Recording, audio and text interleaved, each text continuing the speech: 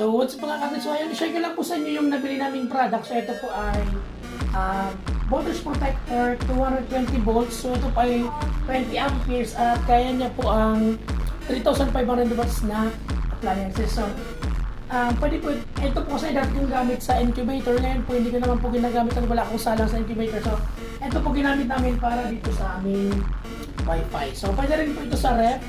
At kaya niya rin po yung maliit na aircon. So, napaka-solid po at abot kaya po yung presyo. So, ang kagandahan po nito kasi meron siyang protection po sa high voltage. Kapag po high voltage naman, mag-stop po siya. Kapag low voltage naman, nire-regulate na po. Ngayon po naka-normal po yung kanyang pasok ng kuryente. At ito po ay merong microcomputer design.